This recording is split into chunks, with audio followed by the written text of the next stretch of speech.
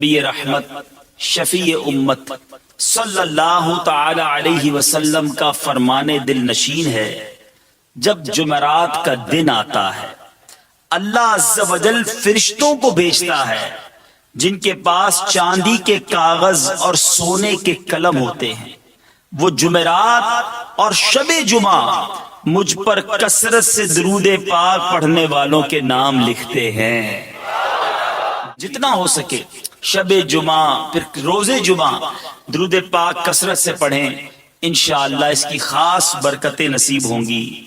درود پاک پڑھنے کے بے شمار فضائل و برکات ہیں۔ میرے آقا مدینے والے مصطفیٰ صلی اللہ علیہ وسلم نے فرمایا اکثر الصلاۃ علی یوم الجمعہ فإنہ مشہود تشہدہ الملائکۃ وَإِنَّ أَحَدًا لَن يُصَلِّيَ عَلَيَّ إِلَّا أُرِدَتْ عَلَيَّ صَلَاتُهُ حَتَّى يَفْرُغَ مِنْهَا۔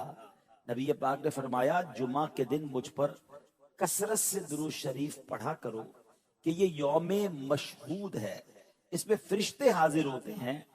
جو بندہ مجھ پر درود پاک پڑھتا ہے اس کا درود مجھ پر پیش کیا جاتا ہے یہاں تک کہ وہ درود پڑھنے والا فارغ ہو جائے۔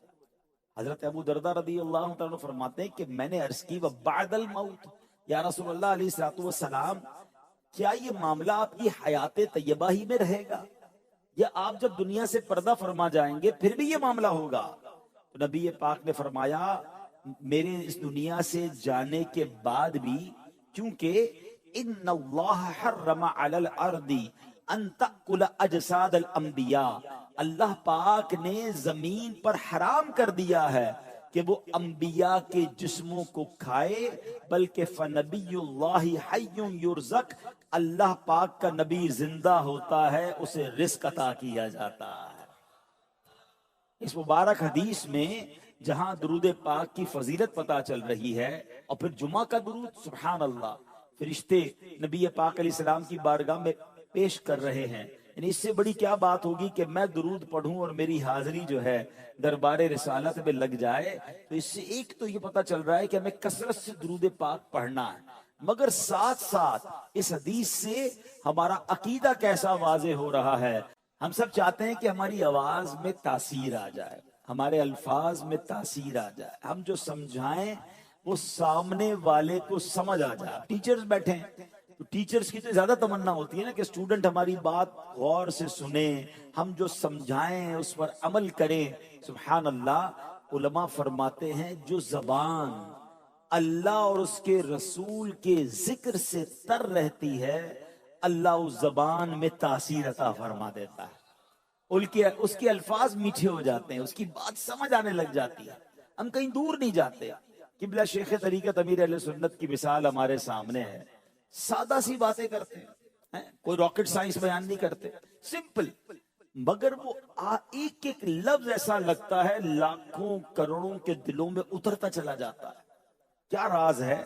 زبان ذکر الہی سے تر ہے، نبی پاک علیہ السلام پر درود پڑھنے سے تر ہے۔ اگر آپ بھی چاہتے ہیں، میں بھی چاہتا ہوں کہ ہمارے بیانات میں، ہمارے تفہیم کے انداز میں، ہمارے ٹیچنگ کے اندر ہم جو بات کریں لوگوں کو سمجھ آئے، انڈرسٹینڈ کریں، عمل کریں، تو اپنی زبان کو بری باتوں سے بچا کر اللہ رسول کے ذکر میں صرف کریں، درود پاک کثرت سے پڑھیں۔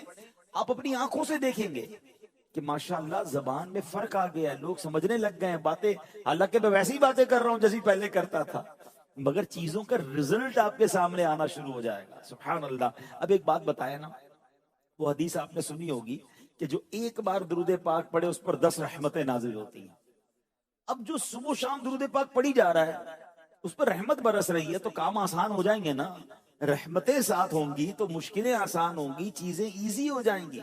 ایک اور جگہ سرکار دو عالم علیہ السلام فرماتے ہیں جس کا مضمون ہے کہ جو مصیبتوں اور پریشانیوں میں ہو اسے چاہیے کہ مجھ پر کثرت سے درود پڑھے کہ درود پاک مصیبتوں اور پریشانیوں کو لے جاتا ہے، یعنی ٹینشن فری ہونا ہے نا تو درود پاک کی کثرت کرنی ہے۔ چلیں انشاءاللہ نیت کرتے ہیں کہ روزانہ کثرت کے ساتھ درود پاک پڑھیں گے۔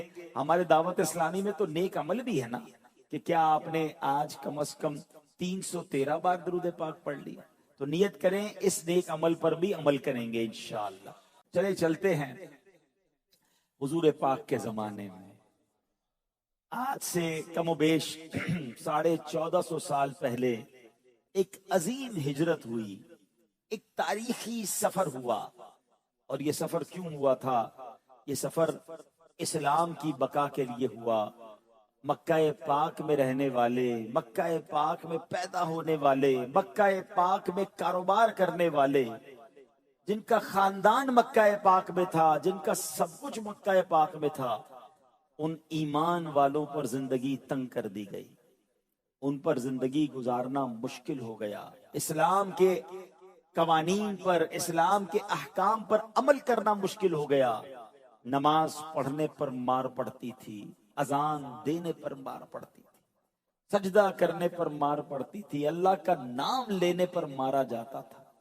اور ایک وقت ایسا آیا کہ سرکار دو عالم علیہ السلام نے پھر صحابہ کرام علیہم رضوان سے فرمایا کہ اب مدینہ منورہ کی طرف ہجرت کی جائے۔ سبحان اللہ، اب مدینے کی ہجرت کا سفر بڑا خوبصورت، عشق والا، طویل واقعہ ہے، مگر اس میں جو بات سمجھنے والی ہے وہ یہ ہے کہ یہ سفر ہوا اللہ کی رضا کے لیے۔ جو یہ مہاجرین صحابہ تھے نا، یہ سارے غریب نہیں تھے، ان میں کئی تو بہت بڑے مالدار لوگ تھے، ان کا بزنس تھا، کاروبار تھا، گھر بار تھا، مگر سب چھوڑ دیا اللہ کے لیے۔ بندہ کہے میرا کاروبار، میری فیملی، میرے سب چیزوں کا کیا ہوگا؟ سرکار علیہ السلام کا حکم آیا اور یہ محسوس ہو رہا تھا کہ اب دین پر عمل کرنا یہاں مشکل ہے، تو مدینے جانا ہے۔ تو یہ مہاجرین صحابہ مکے سے مدینے پہنچے۔ جو مدینے میں صحابہ تھے وہ انصار صحابہ کہلاتے تھے، ٹھیک ہے؟ اچھا، اب انصار تو ویل سیٹل تھے، ان کا گھر تھا، ان کا کاروبار تھا۔ مہاجرین تو ایمٹی ہینڈڈ آئے تھے، خالی ہاتھ آئے تھے۔ مگر تاریخ نے ایسا منظر نہیں دیکھا ہوگا کہ نبی پاک علیہ السلام نے ایک رشتہ اخوت قائم کیا۔ انصار صحابہ سے فرمایا کہ جتنے مہاجرین آئے ہیں ہر ایک دوسرے کو اپنا بھائی بنائے، اس کے اپنے گھر میں اسے رکھے، اس کا خیال رکھے۔ سبحان اللہ! اور انصار صحابہ نے کمال کر دیا، اپنے گھر کے دروازے بھی کھولے، اپنے دل کے دروازے بھی کھول دیے۔ ایک ایک صحابی کو ویلکم کیا، اپنے ساتھ ایڈجسٹ کیا، ان کا کھانا پینا رہنا، ان کے تمام اخراجات آپس میں ڈسٹریبیوٹ کر لیے گئے۔ پیارے آقا ایک کے ساتھ ایک کا اخوت کا رشتہ بناتے گئے۔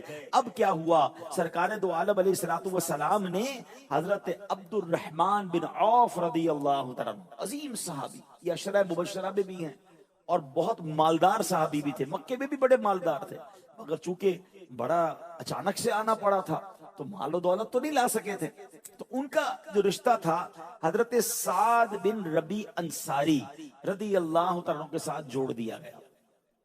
اچھا، اب کیا ہوا؟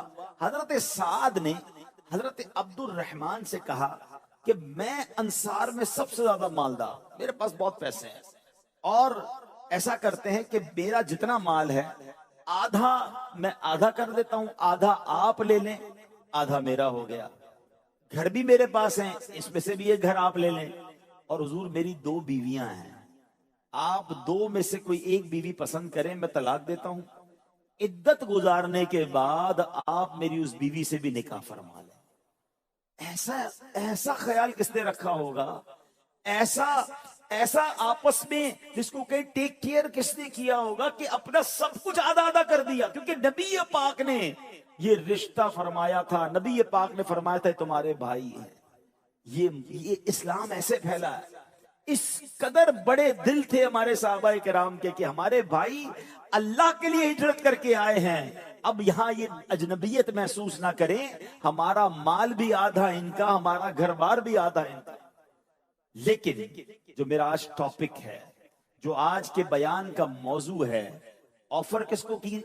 حضرت عبد الرحمن بن عوف رضی اللہ تعالیٰ۔ صحابہ کیسے خوددار ہوتے تھے، صحابہ کس قدر جس کو کہیں کہ اللہ پر بھروسہ کرنے والے ہوتے۔ آفر موجود ہے، ایک یوں سمجھے کہ آج کا کروڑ پتی شخص کہہ رہا ہے کہ آدھا مان لے لیں، گھر بھی لے لیں، فیملی میں بھی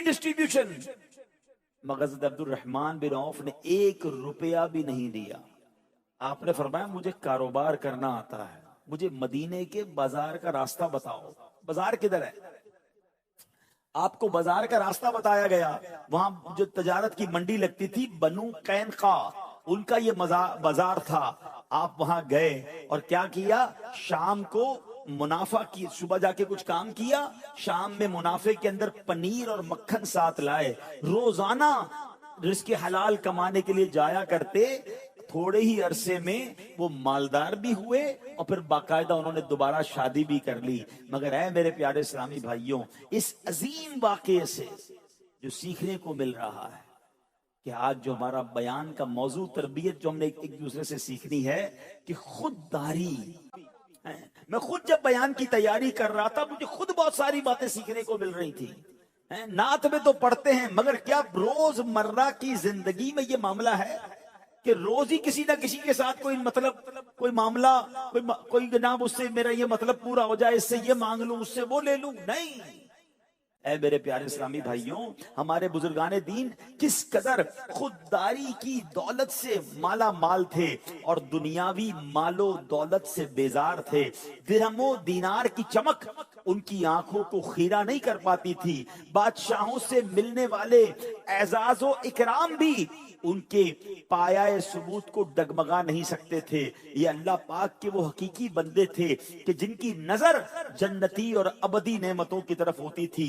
یہی وجہ ہے کہ دنیا کے فانی مال و اسباب کے حصول کے لیے نہ ہی یہ انتھک کوشش کرتے تھے اور نہ ہی لوگوں کے سامنے ہاتھ پھیلاتے تھے۔ خودداری جیسی عظیم صفت سے یہ حضرات مالا مال تھے۔ یہی وجہ ہے کہ آج دنیا کے لیے ان کی زندگی مشعل راہ ہے۔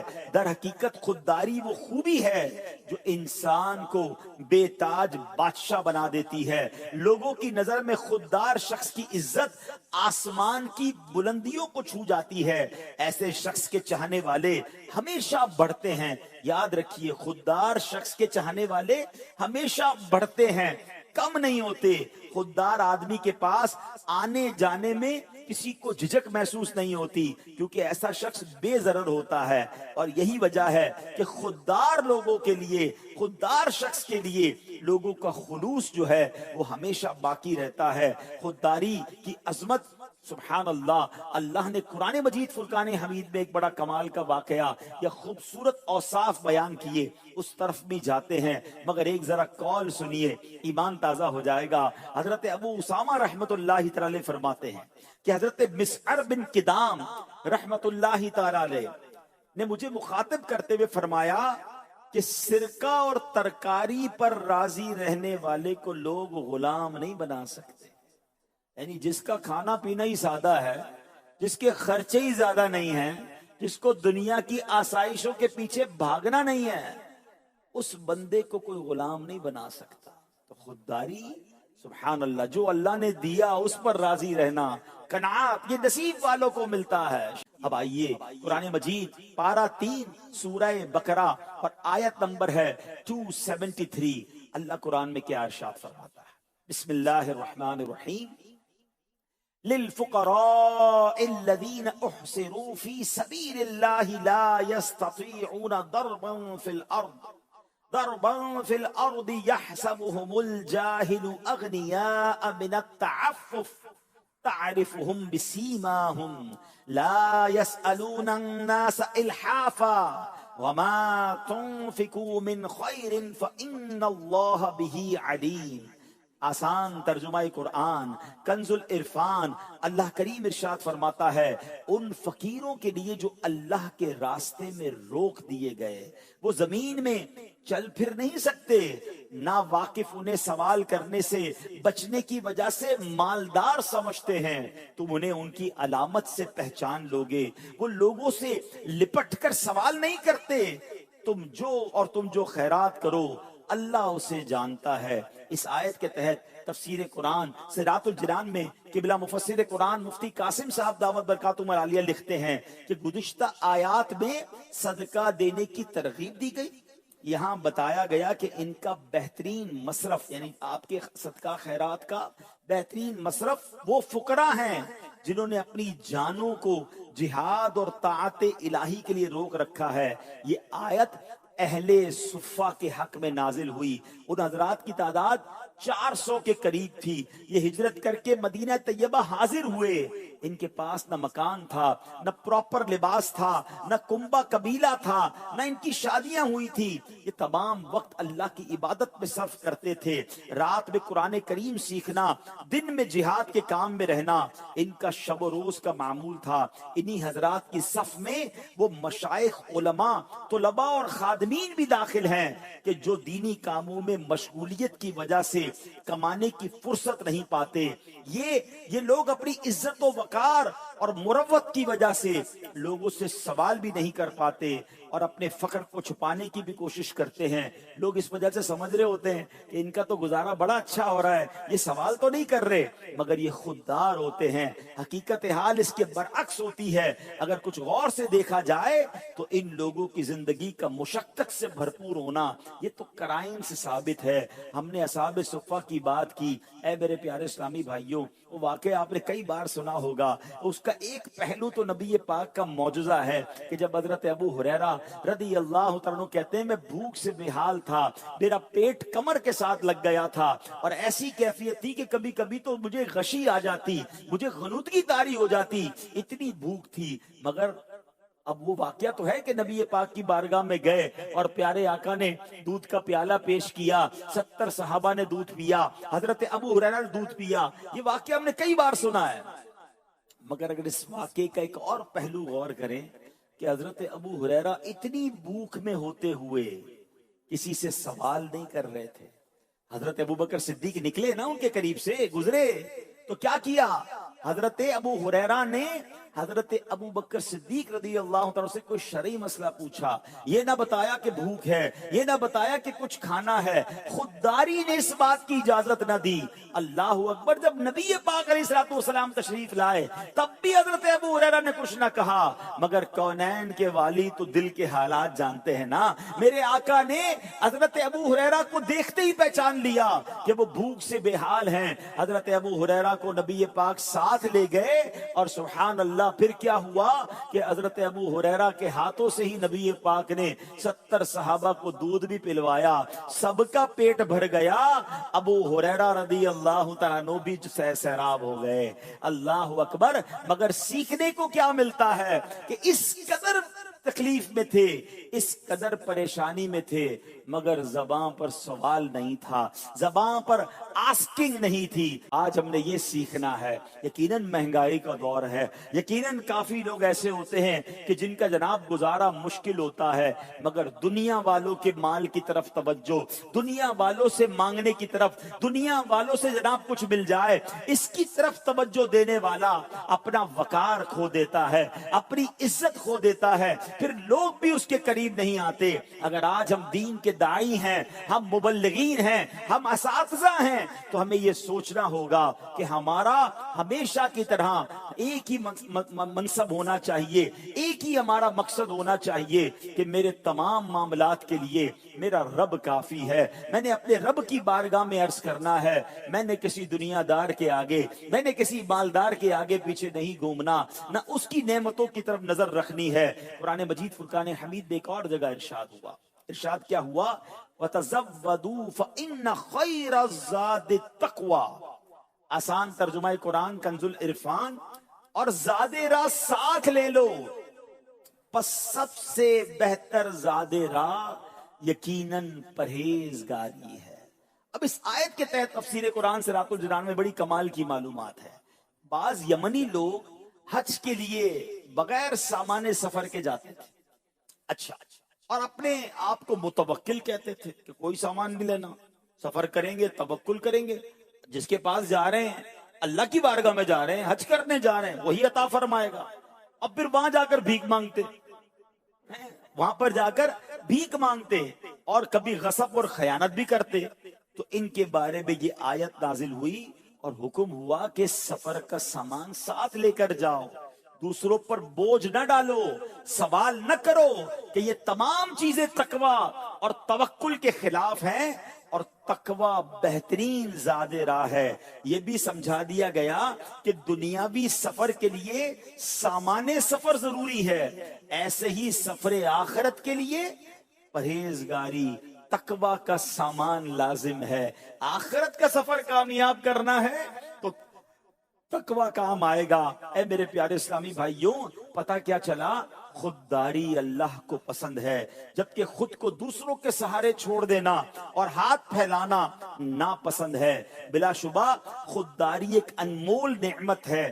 جنہیں یہ نصیب ہو یقیناً وہ قسمت والے ہیں. مذکورہ آیت سے یہ بھی مدنی پھول ملتا ہے کہ دوسروں پر بوجھ بننے کی بجائے اپنے زور بازو پر تکیہ کرنا چاہیے، اور اوپر والا ہاتھ نیچے والے ہاتھ سے بہتر ہوتا ہے. بعض لوگوں میں دوسرے لوگوں سے مانگنے کی ایسی عادت راسخ ہو جاتی ہے، اتنے عادی ہو جاتے ہیں کہ انہیں نیم فقیر بھی کہا جا سکتا ہے. اب مثال دیتا ہوں، ایسی عادت بن گئی ہے کچھ لوگوں کی کہ جب آپ ان کے پاس کے جائیں نا تو اس طرح کی باتیں آپ کو سننے کو ملیں گی. ذرا یہ دیجئے گا، اچھا وہ دیجئے گا، وہ ذرا دیجئے گا مجھے. اچھا پھر کہیں گے یار فلاں چیز کچھ دیر کے لیے مل سکتی ہے، مجھے فلاں چیز چند دنوں کے لیے چاہیے. یار ہم تو دوست ہی ہیں نا، آپ کی چیز تو میری چیز ہے. اچھا پھر کبھی کہیں گے دوست کی مدد نہیں کرے گا تو کون مدد کرے گا؟ اچھا تو اپنا بھائی ہے نا، دوست تو دوست کے لیے جان بھی دیتا ہے، اتنے سے پیسے نہیں دے سکتے. اچھا تھوڑے پیسے دے دو، پرانے باقی ہیں اس کو ملا کے بعد میں دے دوں گا. اب ان کا تکیہ کلام، ان کا روز یہی کام ہوتا ہے. اور پھر ایسے لوگوں سے لوگ دور بھاگتے ہیں، ان کا فون بھی نہیں اٹھاتے. ہاں اگر وہ مثال کے طور پہ استاد بھی ہو نا تو شاگرد پھر دور ہٹنے لگ جاتا ہے، گھر والے فیملی کے لوگ دور ہٹنے لگ جائیں گے، امام ہے تو نمازی دور ہو جائیں گے. آپ دیکھیں خوددار آدمی کی عزت ہوتی. لوگ آپ کو کبھی بھی یہ مثال اس آدمی کی نہیں دیں گے کہ یار اس کو جو تحفہ دیتا ہوں رکھ لیتا ہے، اس میں کیا فضیلت ہے. بلکہ بعض اوقات تو یہ شکایتیں ملتی ہوتی یار یہ بندہ ہر وقت مانگتا رہتا ہے. لیکن فضیلت کے باب میں، عزت کے باب میں آپ ہمیشہ سنیں گے کہ یار فلاں کو اتنا بڑا تحفہ دیا اس نے منع کر دیا. یار یہ حضرت تو کچھ لیتے ہی نہیں ہیں، ان کو پیش کرتے پھر بھی نہیں لیتے. عزت کس میں ہے؟ یہ بات سمجھنی ہے. جس دن آپ کو یہ بات سمجھ آ گئی نا کہ ہم بھلے اللہ رب العالمین کی طرف اس کی عطائیں بھلی، دنیا والے. امیر اہل سنت کا جملہ بڑا کمال کا ہے، بہت پیاری بات. کہتے ہیں نا بڑوں کی باتیں بھی بڑی ہوتی ہیں.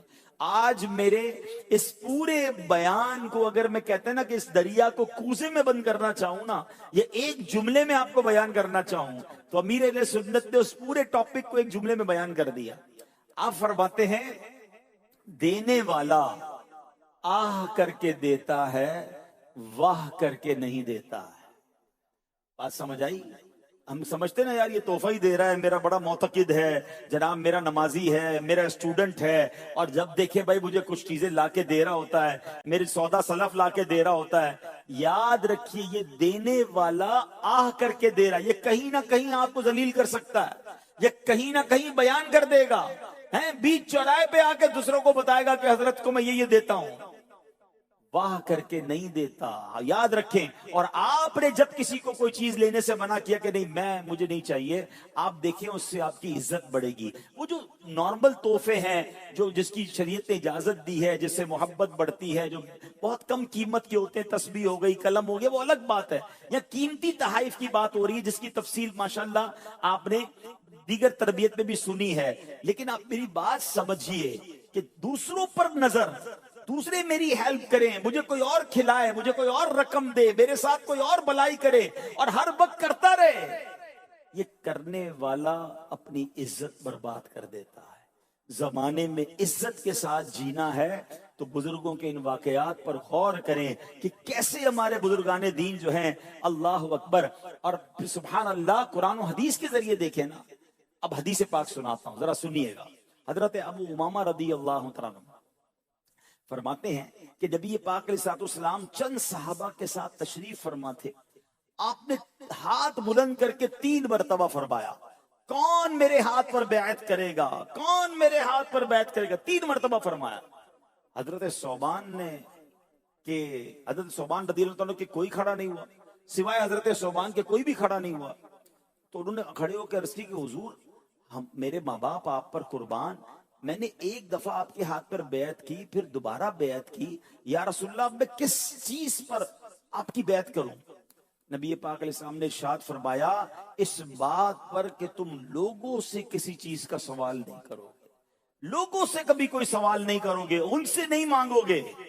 ایسا حضرت ثوبان کہتے ہیں نبی پاک نے فرمایا ایسا کرو گے تو تمہارے لیے جنت ہے۔ حضرت ثوبان نے عرض کی یا رسول اللہ علیہ الصلوۃ والسلام، اگر میں آپ کے ہاتھ پر بیعت کروں اور لوگوں سے سوال نہ کروں تو کیا میرے لیے جنت ہوگی؟ ارشاد فرمایا ہاں انشاءاللہ عز و جل۔ حضرت ثوبان رضی اللہ تعالیٰ نے عرض کیا اس ذات کی قسم جس نے آپ صلی اللہ تعالیٰ علیہ وسلم کو حق کے ساتھ نبی بنا کر بھیجا ہے، میں اپنی زندگی میں کبھی بھی لوگوں سے سوال نہیں کروں گا۔